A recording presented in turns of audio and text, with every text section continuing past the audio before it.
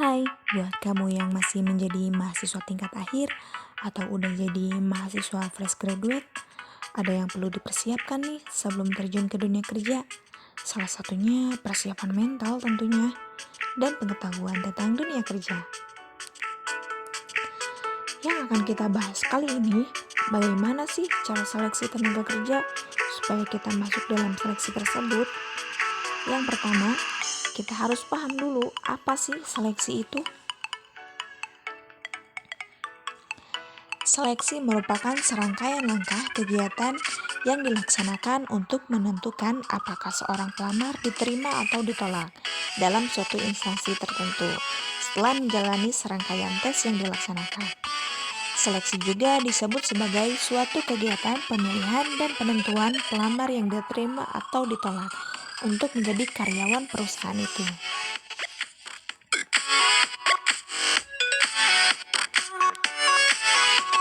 Adapun tujuan seleksi pekerjaan yang pertama menyiapkan tenaga kerja, yaitu menyiapkan tenaga kerja yang akan melakukan proses seleksi. Yang kedua, menyiapkan peralatan yang akan digunakan, yaitu menyiapkan peralatan tes yang akan digunakan. Yang ketiga, menyiapkan waktu. Dalam mengikuti tes, peserta diberikan waktu sesuai dengan tahapan tes yang akan dilakukan. Yang keempat, menyiapkan proses seleksi, yaitu ada tahapan atau prosedur seleksi yang harus dimulai dari calon pelamar mengikuti tes pertama sampai terakhir.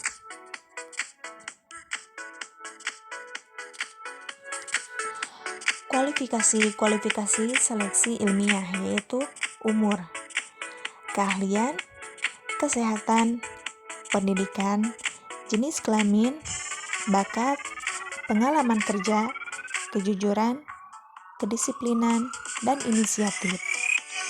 Nah, biasanya perusahaan menginginkan persyaratan-persyaratan tertentu. Jika persyaratan tersebut tidak memenuhi yang ada pada diri Anda, maka tidak memenuhi syarat untuk mengikuti ke dalam tes selanjutnya.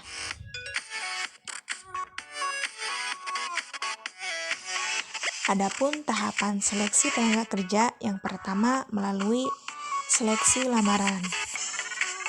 Jika lamaranmu diterima, maka lanjut kepada sesi wawancara awal.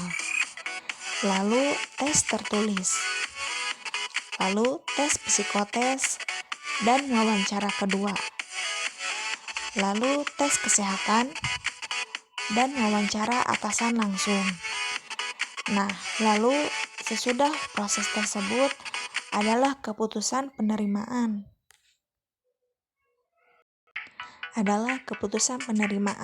Jika kamu sudah diterima, maka selanjutnya ada penempatan, di mana kamu akan ditempatkan kerja.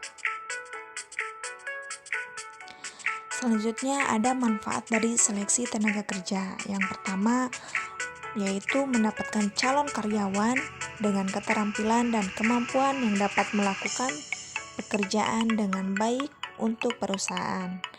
Yang kedua, memperlakukan pelamar secara adil dan meminimalkan diskriminasi. Yang ketiga, investasi tidak langsung perusahaan melalui pengeluaran biaya untuk mempekerjakan karyawan baru.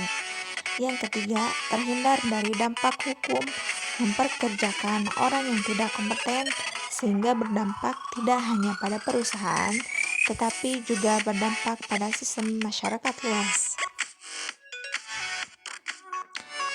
Nah, adapun kesalahan dalam wawancara.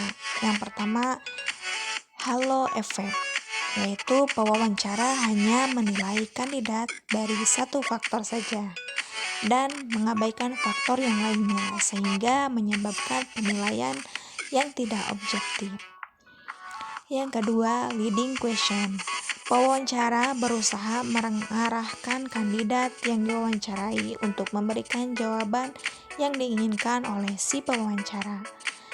Yang ketiga, personal bias. Pewawancara memberikan prasangka bahkan sebelum kandidat diwawancarai. Pewawancara sudah memiliki penilaian bahkan sebelum proses wawancara dimulai. Yang ketiga, interview dominasi. Pewawancara mendominasi jalannya wawancara dan tidak memberikan kesempatan kepada yang diwawancarai untuk memberikan gambaran tentang dirinya. Nah, adapun kesalahan yang sering dilakukan oleh yang diwawancarai. Yang pertama, tidak serius dalam menanggapi pertanyaan. Yang kedua, berbicara terlalu banyak, terlalu bertele-tele. Yang ketiga, membual dan berbohong. Yang keempat, tidak mendengarkan dengan seksama. Yang kelima, tidak melakukan persiapan sebelumnya.